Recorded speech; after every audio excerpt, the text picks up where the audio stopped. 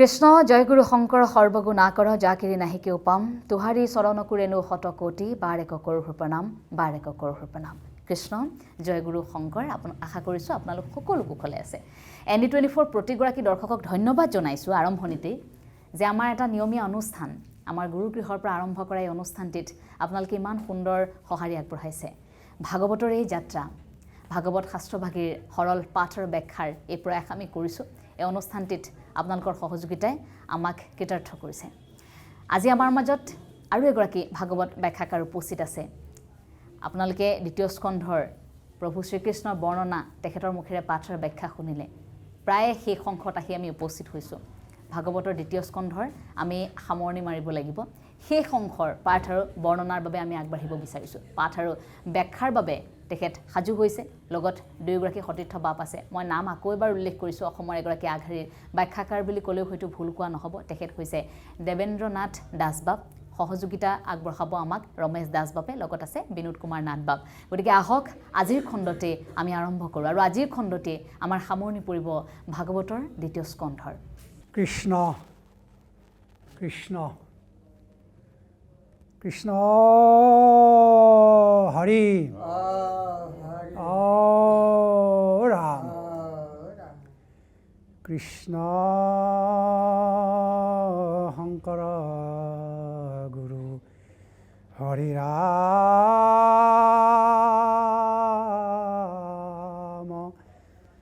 ৰাম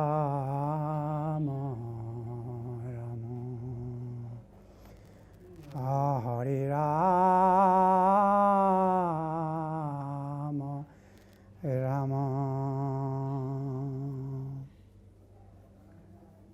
জয় গুৰু শংকৰ সৰ্বগুণাকাৰ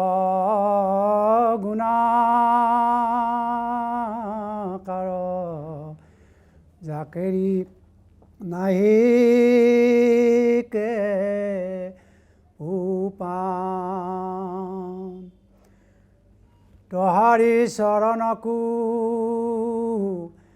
ৰেণু শতকোটি বাৰে কৰহু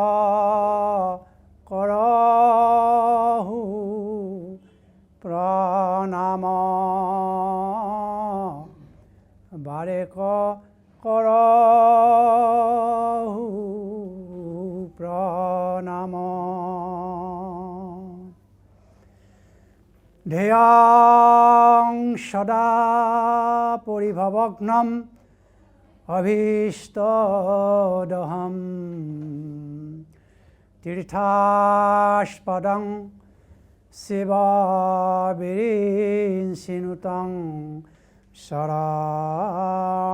শৰণ্যম ভিত্তাৰ্তিহং প্ৰণতপাল ভৱাধিপোতাম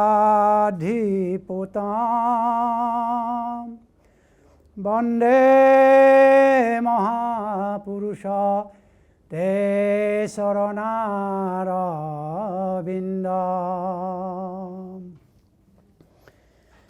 হে মহাপুৰুষ হে প্ৰণতপালক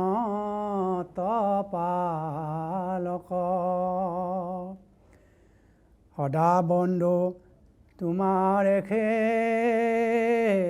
পদ পংকজক সদায় চিন্তিবে যজ্ঞ এহি সেচৰণ ভকতৰ ইখে বাঞ্ছিত পূৰণ ভৱ পৰা ভৱক এহিষে কৰে ক্ষয়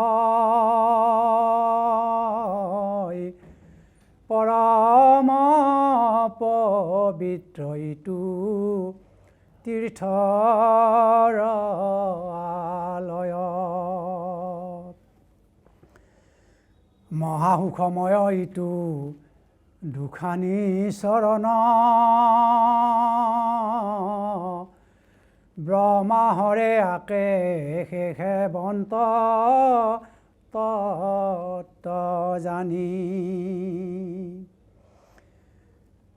হে ৰাম ভিত্ত মাত্ৰ কৰে যত পীড়াক গুচাৱে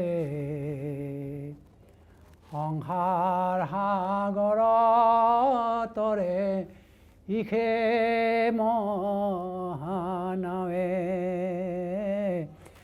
সংসাৰ সাগৰ তৰে ইখে মহানাৱে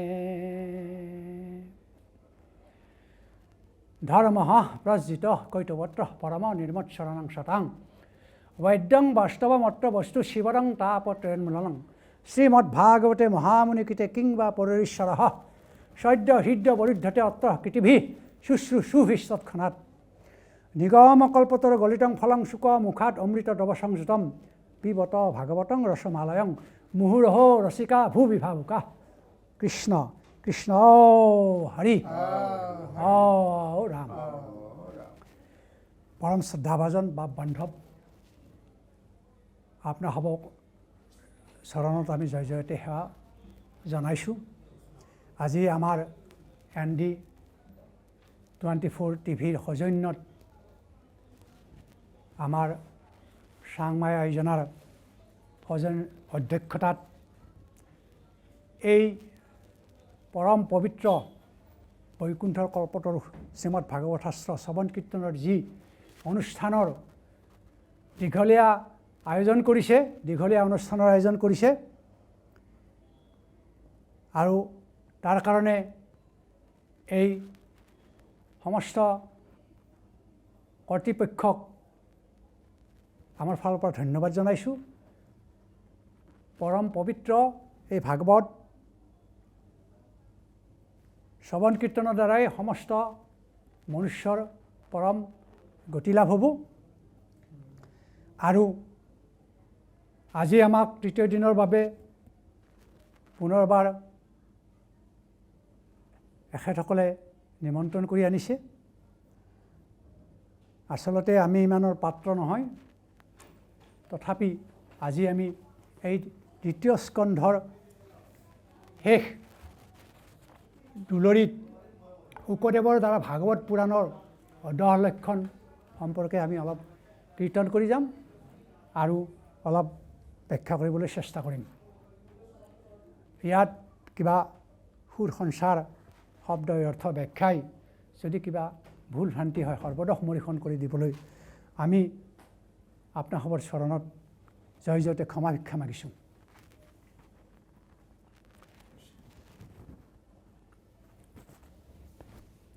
ইয়াত দুলৰিত আছে শুকদেৱৰ দ্বাৰা ভাগৱত পুৰাণৰ 10 লক্ষণ বৰ্ণন এই শ্ৰীমদ ভাগৱত শাস্ত্ৰ আচলতে সনাতন ধৰ্মৰ যাক আমি হিন্দু ধৰ্ম বুলি কওঁ আজি সেই সনাতন ধৰ্মৰ মুক্তি সাধনৰ সৰ্বোৎকৃষ্ট সাধন প্ৰণালী আমাৰ যদিও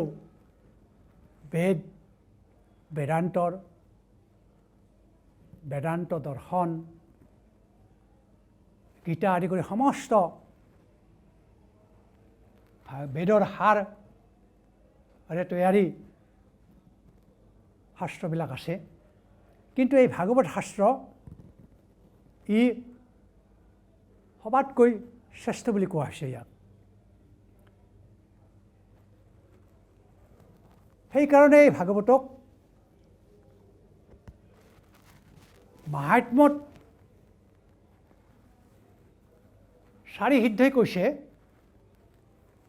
যে এই ভাগৱত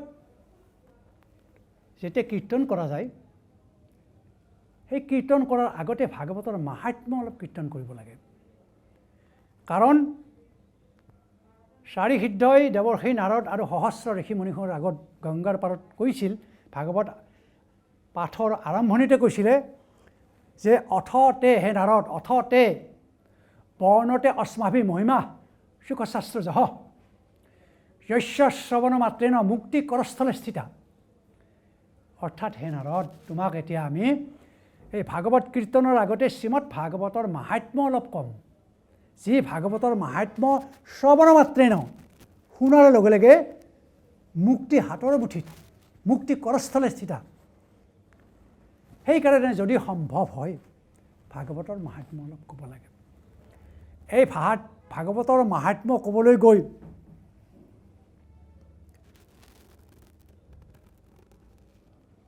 মহামুনি সুতে শৌনক আদি 8 সহস্ৰ ঋষিক কৈছিলে যে এই ভাগৱত শাস্ত্ৰ দেৱতাৰো দুৰ্বোধ্য। কিয় দেৱতাৰো দুৰ্বোধ্য? কাৰণ যেতিয়া এই ভাগৱত শাস্ত্ৰ গংগাৰ পাৰত মহামুনি শুকে ৰজা পৰীক্ষিতক ক'বলৈ ওলাইছিল, তেতিয়া স্বৰ্গৰ দেৱতাবিলাকৰ ৰজা ইন্দ্ৰই হাতত অমৃতৰ কলহ লৈ বৰুণ, বায়ু, অগ্নি আদি সমস্ত দেৱতাবিলাকক লগত লৈ আহি শুকৰ চৰণত উপস্থিত হৈ শুকক ক'লে, শুকং নত্বা বদন সৰ্বে স্বকাৰ্য কুশলাসুৰাহা কথা সুধাং প্ৰজস্বতু।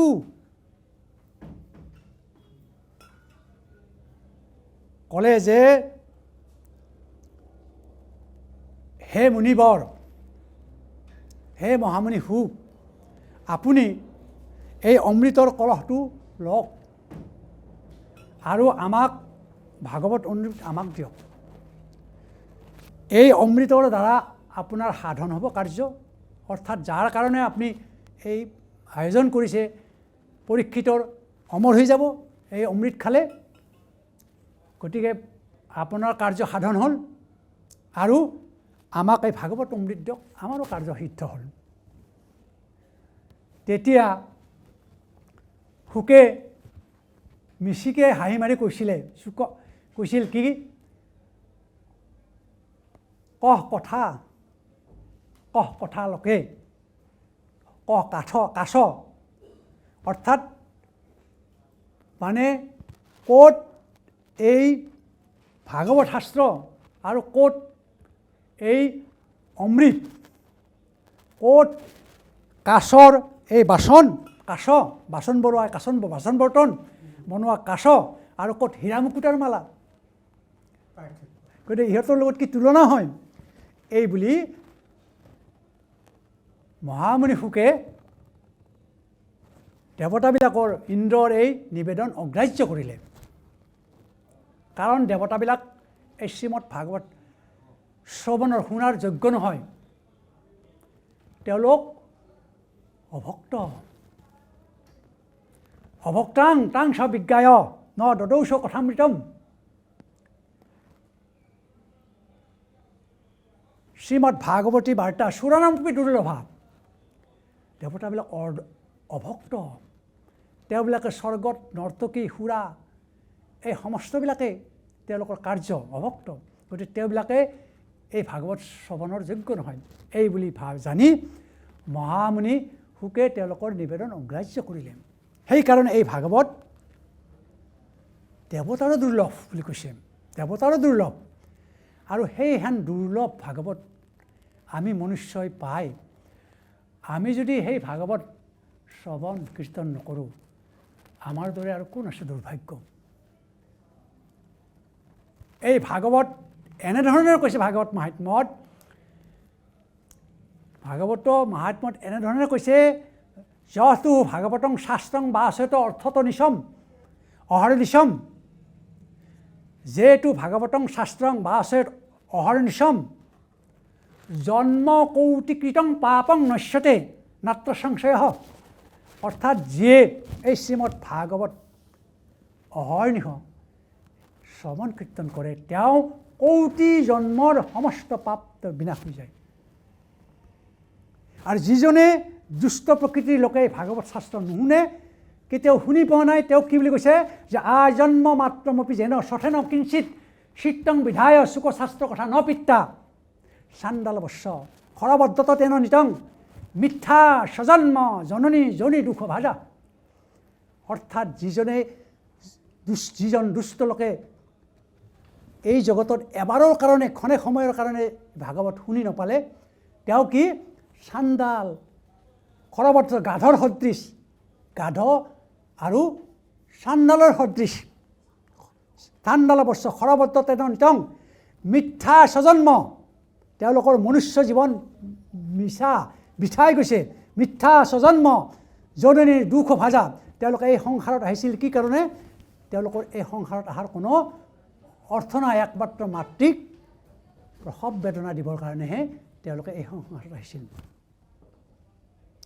জীৱস্ব নিগদিত সহতু পাপ কৰ্মা যেন শ্ৰুতং চুক কথা বচনং ন কিঞ্চিত ঠিক টং নৰং পশু সমং ভুবি ভাৰৰূপম এবং বদন্তি দিবি দেৱ সমাজ মুখ্যা অৰ্থাৎ জীৱস্ব নিগদিত সেই মনুষ্যজন যিজনে ভাগৱত এবাৰৰ কাৰণে শ্ৰৱণ কৰি পোৱা নাই জীৱস্ব নিগদিত তেওঁ জীৱন্তে মৃত জীৱস্ব নিগদিত সহতু পাপ কৰ্মা সেই পাপ কৰ্মাজন জীৱন্তে মৃতকৰ দৰে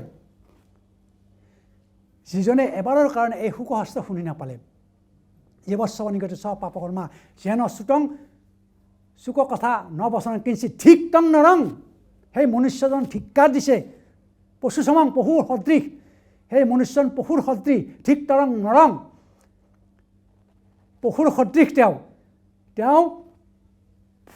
ভাৰৰ পৃথিৱীৰ বোজাস্বৰূপ তেওঁ পৃথিৱীত যে জন্ম লৈছে পৃথিৱীৰ বোজাস্বৰূপ আৰু স্বৰ্গৰ ৰজা ইন্দ্ৰই সেনেজন ব্যক্তিক মনুষ্যক কি ধিক্কাৰ দিয়ে ঠিক টং নৰং পশু সমং ভুবি ভাৰা ৰূপম এবং বদন্তি দিবি দেৱ সমাজ মুখ্যা গতিকে এইহেন ভাগৱত আমাৰ আগত আহি উপস্থিত হৈছে এইহেন ভাগৱতৰ লক্ষণ আমি এতিয়া পঢ়িম ইয়াত কৈছে কি হে ৰাম শুকমুনি নিগদতি শুনা ৰাজা মহামতি অকহ ভাগৱতৰ লক্ষণ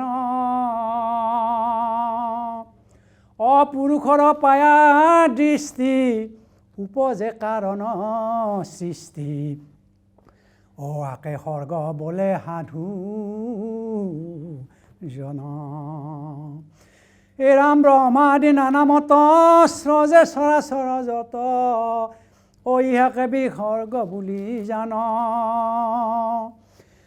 ৰাজাদেৱ দৈত্য যাক পাইলে মহামহিমা কহ ইত লক্ষণৰ নাম স্থান জানা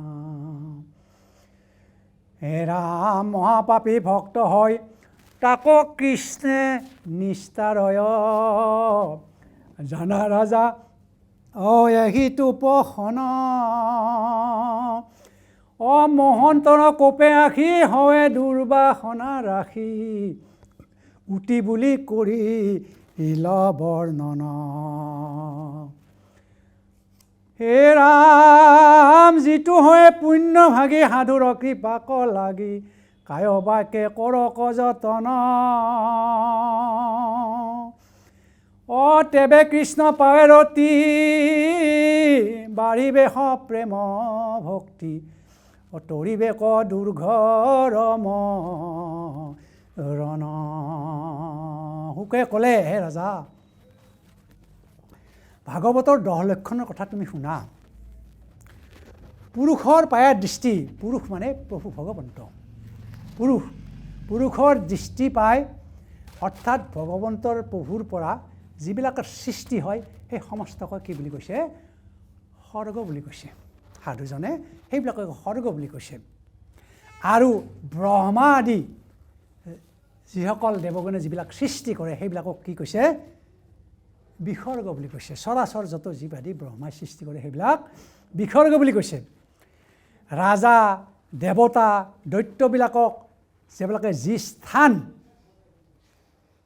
ভগৱন্তই দিছে সেই স্থানক কি বুলি কৈছে মহিমা বুলি কৈছে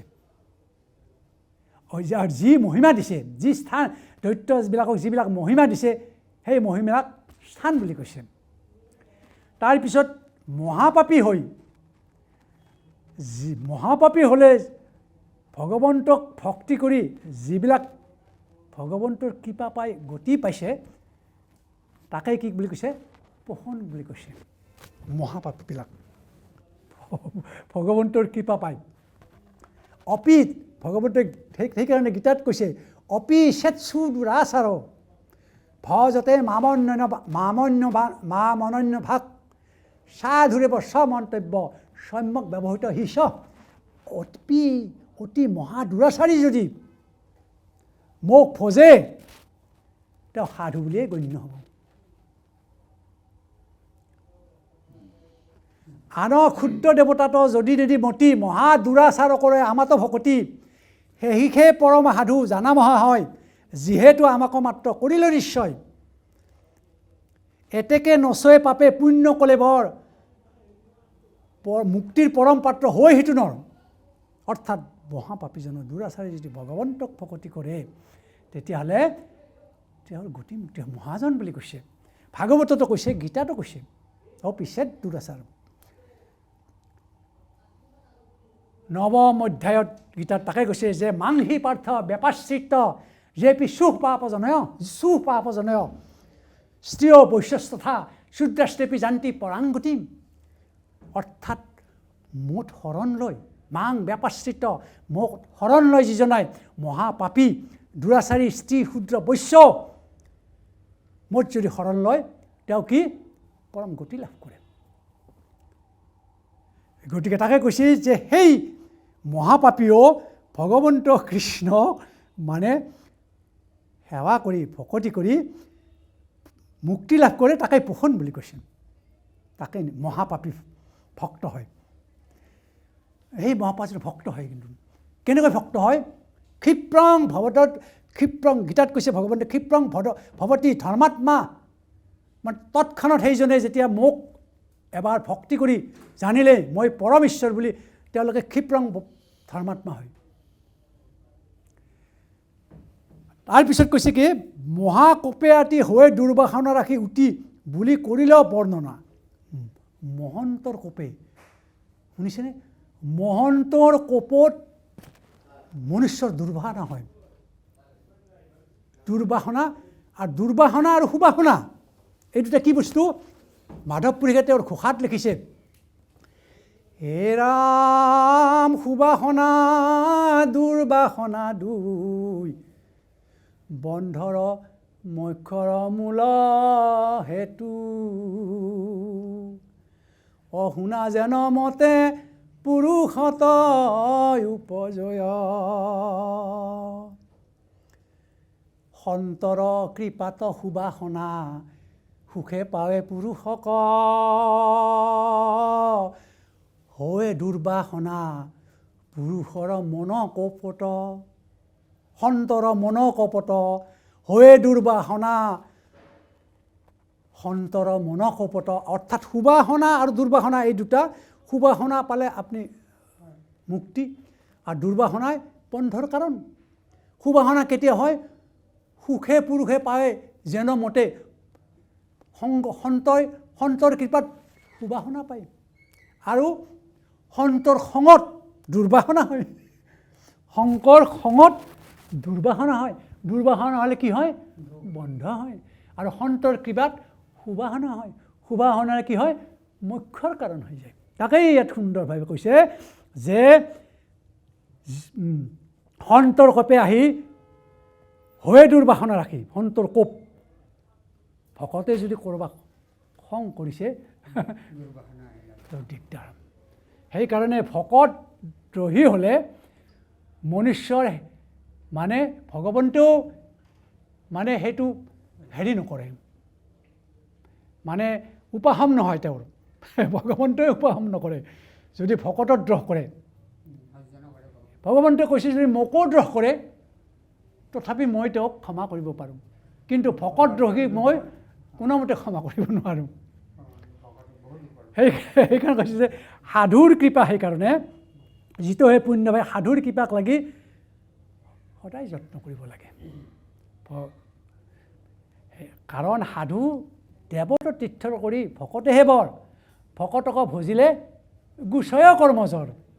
কৰৈ হেৰি কৰি আছে, উদ্ধৱক কৈ আছে ভগৱন্তই, কৰৈ তেৱে ভকতি মক ঈশ্বৰ মানি কহিলো তোমাত উদ্ধৱ ইটো তত্ত্ববাণী মই এৰে ভকতৰ নাহিকে অন্তৰ মোৰ সংগ এৰে সংগতি সন্তৰ তুমি যদি মোৰ সংগ এৰাও তেতিয়াহ'লে তুমি ভকতৰ সংগ ল'বা গতিকে ভকতৰ আৰু সেইকাৰণে আমি আজি এই ভাগৱত শাস্ত্ৰ কীৰ্তন শাস্ত্ৰ সমস্ত ঘোষা শাস্ত্ৰ আমি গৃহত সকলোৱে অকলে পঢ়িব জানো তথাপি আমি ভকতৰ সংগত এইবিলাক শ্ৰৱণ কীৰ্তন কৰোঁ কাৰণ ভকতৰ লগত শ্ৰৱণ কীৰ্তন কৰিলে আপোনাৰ যি কল্যাণ হ'ব আপুনি অকলে ঘৰত গৃহত শ্ৰৱণ কীৰ্তন কৰিলে সেইখিনি কল্যাণ নহয় হেলা হয় অৱহেলা হয়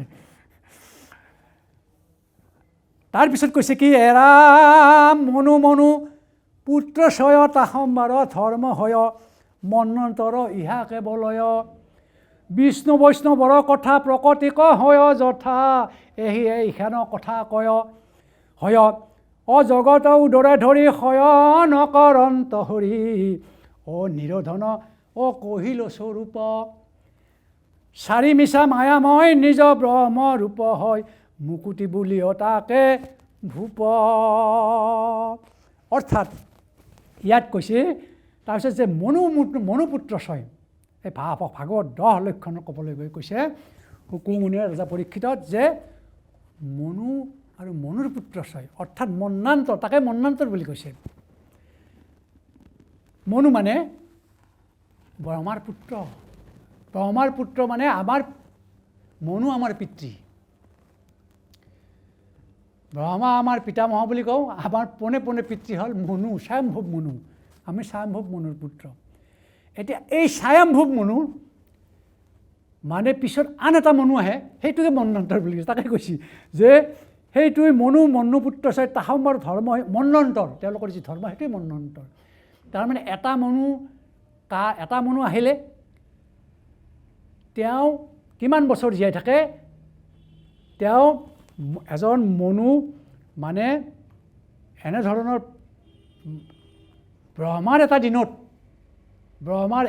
14জন মনু আহে 14জন মনুৰ জন্ম হয় আৰু মৰে এজন মনু জন্ম হয় তেওঁ 71 মহাযুগ দ্ৰব্য মহাযুগ থাকে তাৰপিছত মৰে তাৰপিছত আন এটা মনু আহে তেওঁ বিনাশ হয় তাৰপিছত আন এটা মনু আহে এনেদৰে ব্ৰহ্মাৰ এটা দিনত কিমানটা মনু আহে 14টা মনু আহে গতিকে এইটোৰ পৰা আন এটা মনুৰ এই কাৰ্যকলাপে মন্বন্তৰ বুলি কৈছে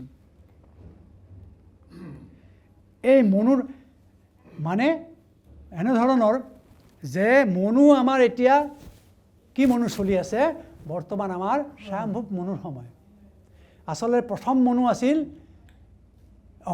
এটি কি বিৱস্বাদ মনু বৰ্তমান প্ৰথম মনু আছিল স্বয়ম্ভৱ মনু তাৰপিছত সাৰস্বত মনু তাৰপিছত উত্তম মনু তাৰপিছত তামস মনু ৰৈৱত মনু চাক্ষুষ মনু তাৰপিছত বৈৱস্বত মনু এই সপ্তম মনু এই বৈৱস্বত মনুৰ কাল বৰ্তমান চলি আছে এই সাতজনৰ পিছত আকৌ আছে মহাসাৱৰ্ণ মনু ব্ৰহ্ম সাৱৰ্ণী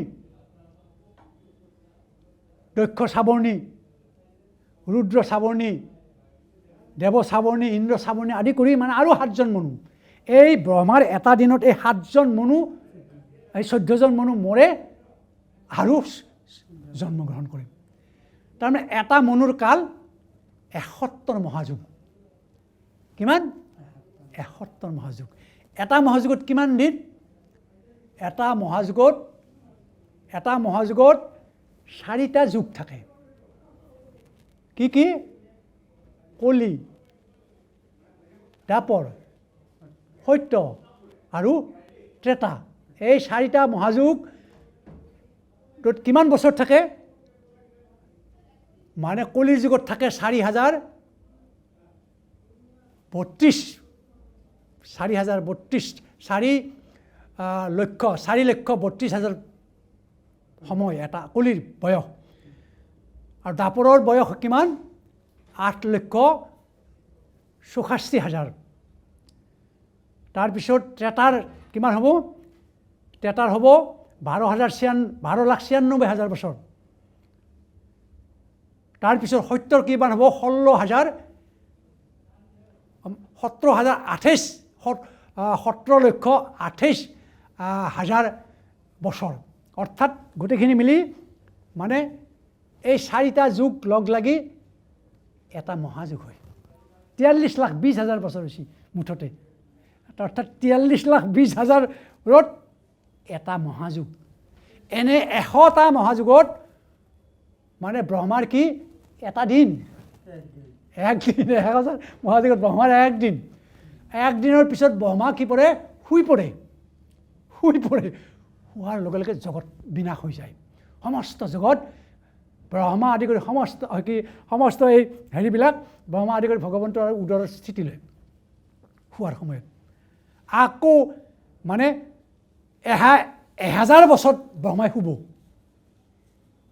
2000 বছৰ, 1000 বছৰ তেওঁ জীয়াই থাকিল আৰু 1000 বছৰ তেওঁ শুলে।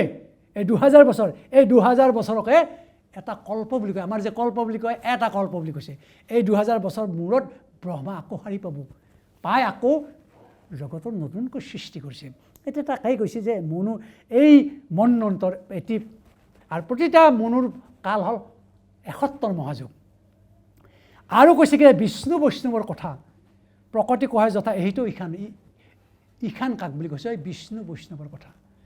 অকল বিষ্ণুৰ কথা আমি কৈ পৰম মংগলহে এনে নহয়, বৈষ্ণৱৰ কথাও, বিষ্ণু বৈষ্ণৱৰ কথা পৰম মংগলদায়ক, সমানে মংগলদায়ক। সেইকাৰণে বৈষ্ণৱৰ কথাও শুনিব লাগে। ভগৱন্ত বিষ্ণুৰ কথা শুনাৰ লগে লগে বৈষ্ণৱৰ, কাৰণ বৈষ্ণৱৰ কথা নুশুলে, বৈষ্ণৱক ভাল নাপালে, ভকতক ভাল নাপালে ভগৱন্তই ভাল নাপায়।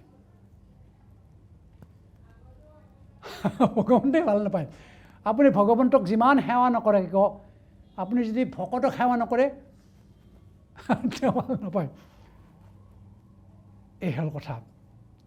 সেইকাৰণে আদিত্য পুৰাণত কৈছে যে মে ভক্তজনা পাৰ্থ নে যে মে ভক্তজনা পাৰ্থ তে মে ভক্তজনা নৰ। কি কৈছে, এনেকৈ কৈছে যে মে ভক্তজনা পাৰ্থ ন মে ভক্তাস্তু তে জনা মত ভক্তানাংশ যে ভক্তা মম ভক্তাস্তু তে নৰ। অৰ্থাৎ যিজন মনুষ্য মোৰ ভকতৰ ভকত নহয় তেওঁ মোৰ ভকত নহয়। ভগৱন্তে কৈছে তেওঁ মোৰ ভক্ত হ'ব নোৱাৰে। যিজন মোৰ ভকতৰ ভকত তেতিয়াহে তেওঁ মোৰ ভকত হ'ব পাৰে, তেতিয়াহে মোৰ ভক্ত। গতিকে আপুনি ঈশ্বৰৰ ভক্ত হ'ব লাগিলে ভকতৰ ভক্ত হ'ব লাগিব। তাৰপিছত কৈছে ইয়াকে ঈশান বুলি কৈছে বিষ্ণু বৈষ্ণৱৰ কথা। আৰু জগতক উদৰত লৈ ভগৱন্তই যেতিয়া শয়ন কৰিব সেই তাকে নিৰোধ বুলি কৈছিল। ভগৱন্ত জগতক উদৰত ধৰি যেতিয়া শয়ন কৰিব নিৰোধ, তাকে নিৰোধ বুলি কৈছে। তাৰ অৱশ্যে চাৰি মিছা মায়াময় নিজ ব্ৰহ্মৰূপ হয় মুকুতি বুলিহে তাক। আৰু মুক্তি কাক কয়? মায়াময়। এই মায়াময় সংসাৰ এৰি, অৰ্থাৎ এই সংসাৰখন মিছা মায়াময়, এই সমস্তবিলাক ত্যাগ কৰি এৰি যিজন ভগৱন্তক ভকতি কৰে তেওঁ ব্ৰহ্মৰূপ পায় বুলি কৈছে। আৰু সেইটোৱে হ'ল মুকুতি। হে ৰাম কৌটি কৌটি ব্ৰহ্মাণ্ডৰ যত জীৱ সমস্তৰ একে মাত্ৰ আশ্ৰয় স্থান ও সৃষ্টি স্থিতি প্ৰলয়ৰ হেতু যিটো মহেশ্বৰ আশ্ৰয় কহিল মহা ভগৱান। আৰু এটা কৈছে আশ্ৰয়, মানে 10 লক্ষণৰ আন এটা লক্ষণ হৈছে আশ্ৰয়। সেই আশ্ৰয় কি? কৌটি কৌটি ব্ৰহ্মাণ্ডৰ জীৱ যেতিয়া এই ব্ৰহ্মাণ্ড বিনাশ হৈ যায়, য'ত আশ্ৰয় লয় আৰু যিজনাই এই সমস্ত জগতৰ সৃষ্টি বিনাশ আৰু প্ৰলয়ৰ কাৰণ যিজনাত আশ্ৰয় লয়, মানে স্থিতি লয়, সেইজনেই মহেশ্বৰ আৰু তেওঁৱেই হ'ল আশ্ৰয়স্থল বুলি কৈছে। আশ্ৰয়, আৰু সেই আশ্ৰয় হ'ল কি? ভগৱন্ত নাৰায়ণ কৃষ্ণ। সেই আশ্ৰয় হ'ল ভগৱন্ত কৃষ্ণ। গতিকে শ্ৰী ভাগৱতে এই 10টা লক্ষণ কহে এতেকে মহন্ত পুৰাণ আন পুৰাণৰ 5 লক্ষণ কহয়ে সাংস এতেকেহে অল্প কৰি জান। সেইকাৰণে কৈছে যে সমস্ত পুৰাণ যিবিলাক আছে বাকী, সেই সমস্ত পুৰাণত ভাগৱতৰ কি মানে তেওঁ লক্ষণ কি আছে? কি বুলি কৈছে? আন পুৰাণবিলাকত কি আছে 5টা লক্ষণ আছে, কিন্তু ভাগৱতত কেইটা লক্ষণ আছে? 10টা লক্ষণ আছে। সেইকাৰণে ভাগৱত সূৰ্য পুৰাণ বুলি কৈছে, সমস্ত পুৰাণৰ তিলকস্বৰূপ বুলি কৈছে। শ্ৰীমদ ভাগৱতং পুৰাণং তিলকং ইয়াত বৈষ্ণৱানাং প্ৰিয়ং, সমস্ত বৈষ্ণৱৰ বুকুৰ ধন এই ভাগৱত, সমস্ত পুৰাণৰ তিলক। আৰু সেইকাৰণে ইয়াত 10টা লক্ষণ আছে, আৰু আন পুৰাণত কিন্তু 5টা লক্ষণ আছে। হে ৰাম শুকদেৱে এই বুলি আন নানা কথা তুলি আশ্ৰয়ক বুলি বুজাইলা ৰাজাত নিপতিক কৰি দায়া কন্ত কথা সংক্ষেপিয়া শুনিয়ক ৰাজা বিষ্ণুৰাত যেন জন মনে বিধি লভিলা সমস্তে সিদ্ধি তাক মই কৈলো তজু আগে ভাগৱত পুৰাণৰ লক্ষণক নিপবৰত তুমিও শুনিলাই অনুৰাগে সৃষ্টিৰ প্ৰকাৰ যত কাল জানি যেন মতে তাকে কহ তৃতীয় স্কন্ধত পদ্মকল্পৰ কথা সংক্ষেপিয়া কৈল এঠা আৰু কৈব ব্যৱস্থা যিমত এইমতে মহা হয় কহি কৃষ্ণ কথা চয় অস্তম্ভি ৰহিলন্ত প্ৰেম ভাৱে আতপৰে মহাযশী কহন্ত শৌনক ঋষি সুত মহামহন্তৰ থাৱে। গতিকে শুকদেৱে ৰজাক ক'লে, হে ৰজা, এইদৰে এই 10টা হ'ল লক্ষণ ভাগৱতৰ, আৰু তোমাক মই সংক্ষেপে ছুটি কৰি ক'লোঁ এই সমস্তবিলাক।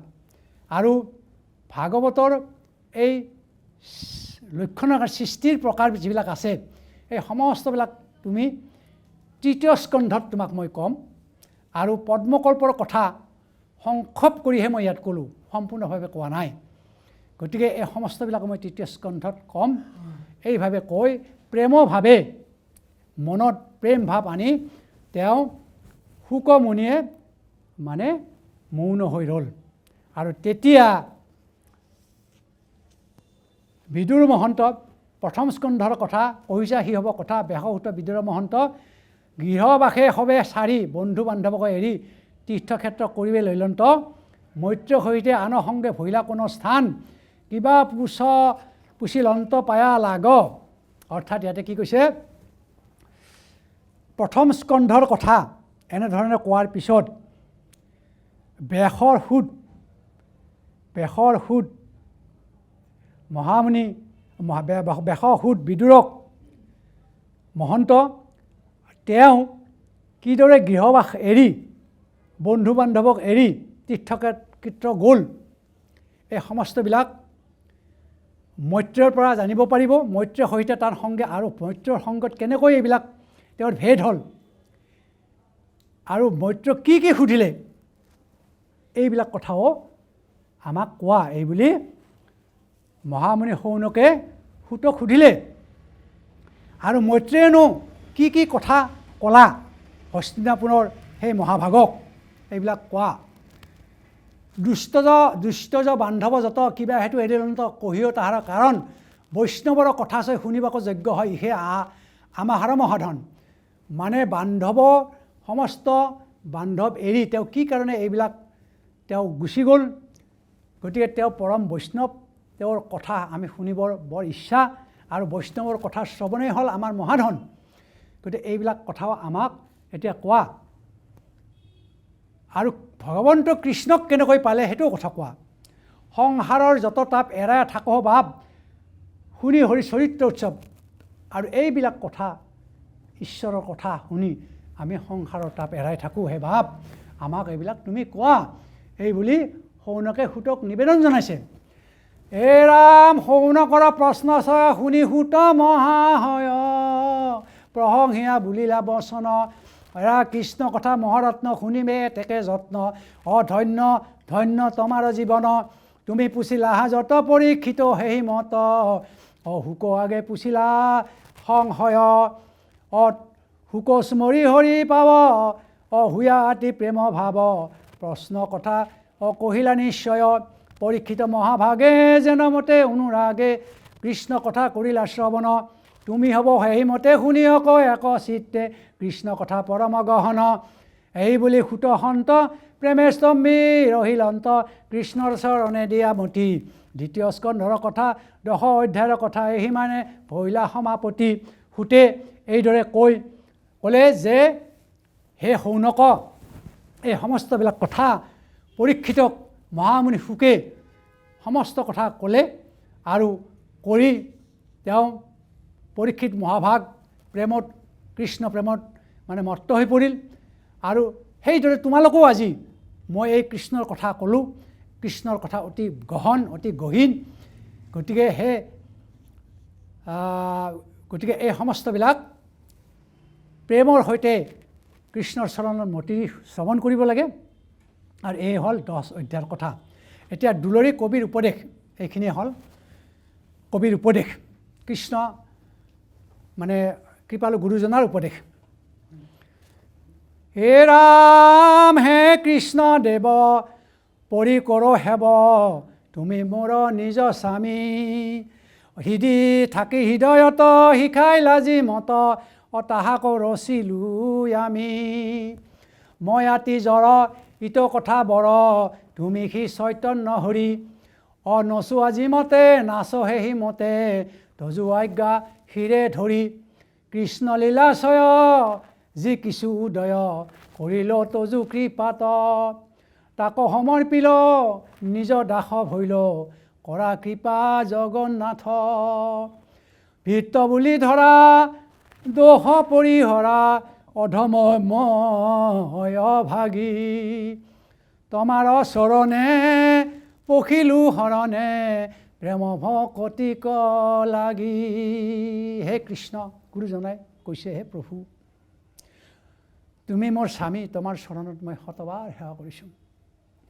তুমি মোৰ হৃদয়ত স্থিতি হৈ থাকি মোক যি হিচাপে ক'লা সেই হিচাপে মই কৈছোঁ মই নিজে নিজৰ শক্তিত মই এইবিলাক ক'ব পৰা নাই তুমি মোৰ হৃদয়ত থাকি যিভাৱে শিকাইছা সেইভাৱে মই এইবিলাক কথা কৈ গৈছোঁ কাৰণ মই জ্বৰ প্ৰভু তুমি চৈতন্য গতিকে তোমাৰ কৃপাতে মই সমস্তবিলাক কৈ আছোঁ তুমি যিমতে মোক নচুৱাই আছা সেইমতে নাচি আছোঁ তুমি যিদৰে আজ্ঞা দিছা সেইমতেই মই ধৰি আছোঁ আৰু কৃষ্ণৰ যিবিলাক লীলা তোমাৰ যিবিলাক লীলা প্ৰভু সেই সমস্তবিলাক মই তাৰে কিছু মই প্ৰকট কৰিলোঁ আৰু মই নিজকে তোমাৰ চৰণত প্ৰভু অৰ্পণ কৰিলোঁ হে জগন্নাথ হে কৃপাময় তুমি মোক চৰণত আশ্ৰয় দিয়া তোমাৰ চৰণত মই শৰণ পখিলোঁ তুমি মোক আশ্ৰয় দিয়া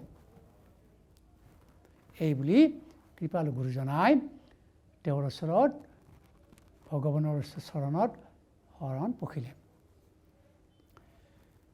গতিকে শৰণটোই মানে শৰণে বিনে ভাগৱতত তাকে কৈছে ৰাম ভকতিৰ বীজ শৰণেহে নিজ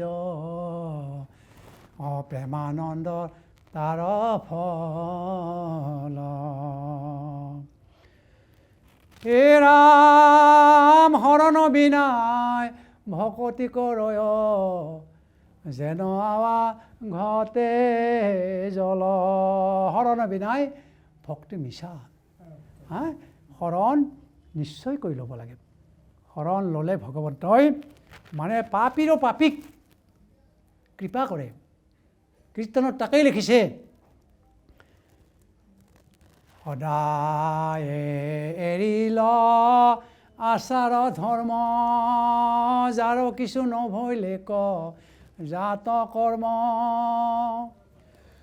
হঠ বুদ্ধি যিটো জগত বঞ্চে দম্ভ অহংকাৰ সদানু গুচে হে ৰাম সুৰা পাই চাটুকাৰ চাণ্ডাল নিষ্ঠুৰ বাক্য বোলে সৰ্বকাল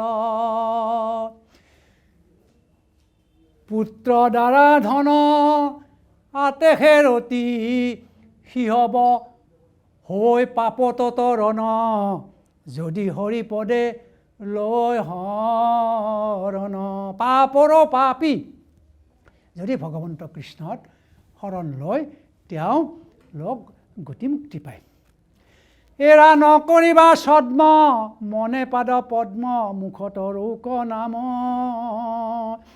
বৈষ্ণৱৰ সংগে থাক মহাৰংগে পুৰা কৃষ্ণ এই কাম শুনা সভা সদ হুয়া নিশ বদ সংক্ষেপে পয়াৰ জানি সাধু লোক ক্ষমিয়ক মোক সাধুৰ ক্ষমাহে হাৰ। কৃপালু গুৰুজনা কিমান ডাঙৰ পণ্ডিত, কিমান ভকত, কিমান ঈশ্বৰৰ দাস। সেইহেন প্ৰভু, সেই কৃপালু গুৰুজনায়ো এই ভগৱন্তৰ কথা ব্যাখ্যা কৰি কৰি তেওঁ কিমান সানুনয়ে, কিমান বিনয়েৰে বাৰে বাৰে দাসৰ দাস সমস্ত কৰি ভকতৰ ওচৰত বাৰে বাৰে কৈছে, মই এইবিলাক ক'লোঁ ভগৱানৰ কথা। এইবিলাক কৰোঁতে মোৰ বহুত ভুল ভ্ৰান্তি হ'ব পাৰে হে সভাসদ। এই ইয়াত যদি মোৰ কিবা ভুল ভ্ৰান্তি হৈছে, সকলো মোক নিজ গুণে ক্ষমা কৰি দিয়ক। হে প্ৰভু, তোমাৰ নাম যাতে মোৰ মুখত সদায় ৰওঁ, মনত তোমাৰ চৰণ যুগুতি যাতে পাদপদ্ম যাতে সদায় ৰয়, আৰু বৈষ্ণৱৰ সংগ যাতে মই সদায় পাওঁ, এই মোৰ মনৰ কামনা, এইটোৱে মোৰ বাসনা, এইটো তুমি প্ৰভু পূৰণ কৰিবা।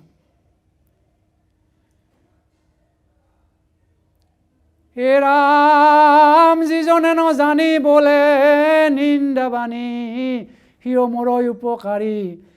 নখ মিবে যেবে মত পৰে তেবে, আছে কোন অহংকাৰী। ই কথা থাকক শুনা সৰ্বলোক, তৰিবাৰ কৰা কাম। কৃষ্ণৰ কিংকৰে কহে নিৰন্তৰে, ডাকি বোলা ৰাম ৰাম। যিজনে নজানি মোক যদি নিন্দা কৰে, সেইটোও মোৰ উপকাৰী। গুৰুজনে কৈছে, কোনোবাই নাজানি যদি মোক নিন্দা কৰে, সেইটোও মোৰ কাৰণে ভালেই। আৰু যিজনে মই নজনা কথা ভুলৰ হৈছে যদি তেওঁ যদি ক্ষমা নকৰে, তেতিয়াহ'লে তাতে কৈছে যে যিজনে নজানি বোলে নিন্দা বাণী, সিও মোৰ উপকাৰী। নখমিবে জীৱে মত পৰে তেবে, আছে কোনো অহংকাৰী। আৰু কোনোবাই যদি ক্ষমাও নকৰে, তেতিয়াহ'লে মোৰ পৰা আৰু অহংকাৰী কোনো নাই বুলি কৈছে গুৰুজনাই। গতিকে এই সমস্তবিলাক কথা থাকক হে সৰ্বজন। এতিয়া আপোনাসৱৰ যদি তৰিবাৰ গতিমুক্তি পাবাৰ যদি ইচ্ছা আছে, তেতিয়াহ'লে কৃষ্ণৰ কিংকৰ নিৰন্তৰে যিবিলাক কথা কৈছে, এই সমস্তবিলাক মানি ডাকি বোলা ৰাম ৰাম বুলি কৈছে। হে ৰাম, যিজনে নজানি বোলে নিন্দা বাণী, অহিও মোৰ উপকাৰী। নখমিবে যেবে মত পৰে তেবে, আছে কোন অহংকাৰী। ই কথা থাকক শুনা সৰ্বলোক, তৰিবাৰ কৰা কাম। কৃষ্ণৰ কিংকৰে কহে নিৰন্তৰে, ডাকি বোলা ৰাম ৰাম। হৰি ৰাম ৰাম ৰাম। জয় ৰাম, জয় নাৰায়ণ, জয় কৃষ্ণ, জয় জগতগুৰু শ্ৰীমন্ত শংকৰ। হৰি ৰাম। অপৰাধ বিনাশন, তজু নাম নাৰায়ণ। জানি নামে পখিলো হৰণে, আন গতি নাহিকে মৰণে। অপৰাধ ক্ষমা কৰি তুমি দয়াশীল হৰি, মোক ৰক্ষা কৰি ওচৰণে। মোক ৰক্ষা কৰি ওচৰণে। কৃষ্ণ কৃষ্ণ হৰি ৰাম। গুৰু বন্দনা। শ্ৰীমন্ত শংকৰ হৰি ভকতৰ, জানা যেন কল্প তৰু। তাহান্ত বিনাই নাই নাই নাই, আমাৰ পৰম গুৰু। ৰাম তাহান্ত বিনাই